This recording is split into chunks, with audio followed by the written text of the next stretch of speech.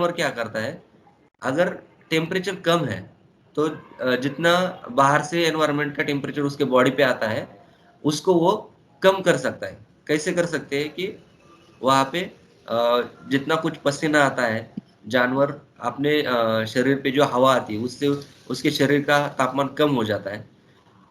सो लेकिन उसकी जितनी कैपेसिटी है। हाँ, हाँ यस सर। डॉक्टर सचिन, मुझे लगता हाँ, है सिंपल लैंग्वेज में हम ये कह पाएंगे कि जब विंटर का सीजन होता है या फिर जानवर का बॉडी टेम्परेचर बाहर के एनवायरनमेंट से ज्यादा होता है, उस समय हीट एक्सचेंज हो जाती है। इसका मतलब हीट क्या होता है, जहां से जहां से ज्यादा है हीट, वो जिस तरह कम है उस तरह उसकी मूवमेंट होती है नेचुरली। सो वही होता है कि बाहर का टेम्परेचर अगर कम है और जानवर के बॉडी का टेम्परेचर ज्यादा है, तो जानवर की बॉडी से जो है वो हीट एक्सचेंज एनवायरनमेंट की तरफ हो जाती है, और जानवर के टेम्परेचर बॉडी का टेम्परेचर कंट्रोल में रहता है।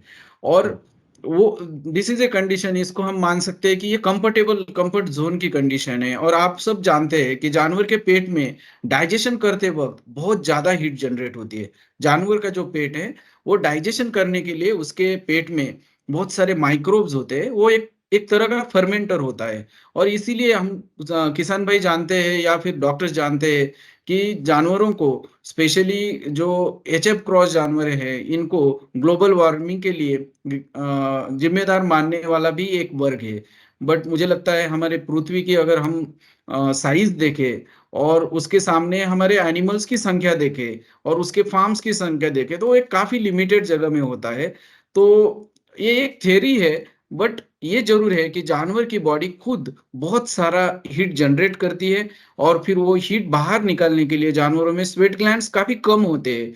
और इसलिए उनका हीट एक्सचेंज कहाँ से होता है, तो उनकी सांस से ज्यादा होता है। उनके बॉडी सरफेस से भी कूलिंग होती है, बट उसके अलावा उनकी जो सांस होती है, वो गर्म हवा बाहर फेंकती है। और अगर बाहर का टेम्परेचर कम है तो जल्दी जल्दी बॉडी टेम्परेचर कंट्रोल में आ जाता है।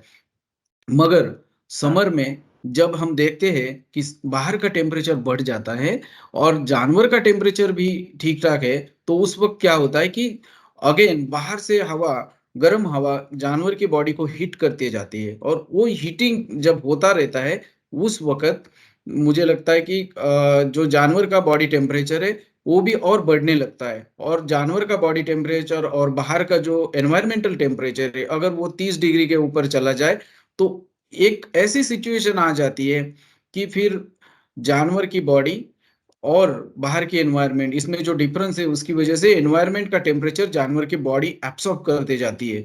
और जब एनवायरमेंटल टेम्परेचर 40 के ऊपर 45 तक जाता है, तो जानवर बहुत सारे कठिनाइयों का सामना करना पड़ता है, और उसकी हीट एक्सचेंज मैकेनिज्म काफी प्रॉब्लम में आ जाती है। और यहाँ पे एक चीज मैं आपको बताना चाहूंगा दोस्तों, कि सिर्फ टेम्परेचर बाहर का जो बढ़ता है, उसके अलावा उसमें जो हवा में जो नमी है, जिसे हम मॉइस्चर कहते हैं, उसका काफी रोल होता है। ये जो चार्ट है इसको कहते हैं टेम्परेचर ह्यूमिडिटी इंडेक्स, यानी रिलेटिव ह्यूमिडिटी जब एनवायरनमेंट की बढ़ जाती है, तो जानवर को किसी कम ह्यूमिडिटी में 40 डिग्री में भी वो कंफर्टेबली रह सकता है। बट जब ये सिचुएशन, हम कहते हैं कि मॉइस्चर जब बढ़ जाता है, हवा की नमी जब बढ़ जाती है, तो ये सिचुएशन काफी डेंजरस बनता जाता है। तो मुझे लगता है इस स्लाइड में डॉक्टर सचिन आप अच्छे से चल एक्सप्लेन कर पाएंगे कि टेम्परेचर ह्यूमिडिटी इंडेक्स किस तरह से